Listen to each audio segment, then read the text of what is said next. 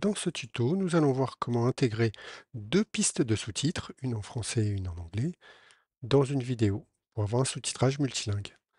Et cela va être réalisé à l'aide du logiciel Handbrake qui ici est ouvert. Donc, quand on ouvre le logiciel, il nous demande d'indiquer la source que l'on vouloir encoder. Donc là, je vais commencer par faire annuler pour vous montrer le menu, hein. Vous voyez, j'ai le bouton ici ouvrir une source, ça revient au même, donc je clique dessus et je choisis la vidéo là que je vais vouloir sous-titrer. Je clique sur ouvrir. Et ça va être relativement simple, hein, puisque tout ça va se passer dans l'onglet sous-titres. Alors bien évidemment, hein, faut avoir vu les étapes précédentes. Et ici, pour pouvoir intégrer nos fichiers de sous-titres dans la vidéo, il va falloir les avoir réalisés avec un logiciel de sous-titrage, hein, on avait vu avec AEJSUB, et exportés au format SRT. Donc j'ai ouvert ma vidéo, j'ai cliqué sur le bouton sous-titres, et ensuite il va falloir que j'insère mes pistes de sous-titres. Ici, là, donc en cliquant sur Pistes ou Tracks, et ajouter une piste de sous-titres externe. Donc j'ai deux fichiers qui portent l'extension SRT, un sous-titre anglais et sous-titre français. Je vais les incorporer l'un après l'autre. Donc je clique sur le premier, ouvrir. Oui, donc il apparaît là. Il va être ici important de préciser la langue puisqu'on va avoir un menu de sous-titrage qui va apparaître. Donc c'est anglais. Et l'autre point important à vérifier, c'est l'encodage. L'encodage avait été fait en UTF-8. Il faudra donc bien que ce soit ici marqué. Je vais procéder de la même façon une deuxième fois pour ajouter cette fois-ci la piste avec les sous-titres français.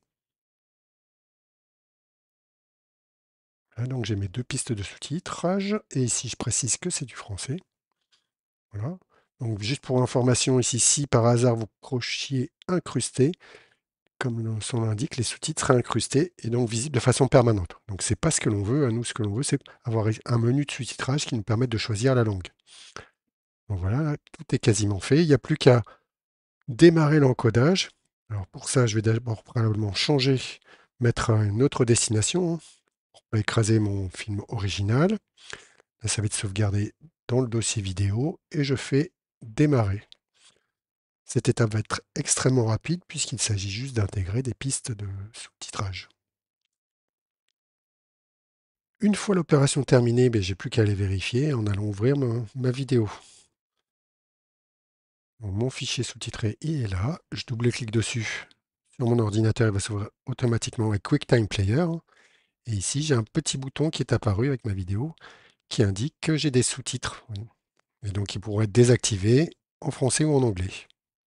Donc, voilà, ils sont en anglais pour commencer. Je vais mettre en marche, je vais me déplacer même directement. Et ici, donc, les sous-titres apparaissent en anglais. Là, je mets en pause et j'ai changé la langue de sous-titrage. Et j'ai donc bien également les sous-titres en français. Voilà, donc on a vu comment faire notre sous-titrage multilingue. Alors, une petite astuce pour terminer. Donc, si vous travaillez sur un ordinateur PC, les menus de sous-titrage n'apparaîtront normalement qu'avec l'éditeur VLC.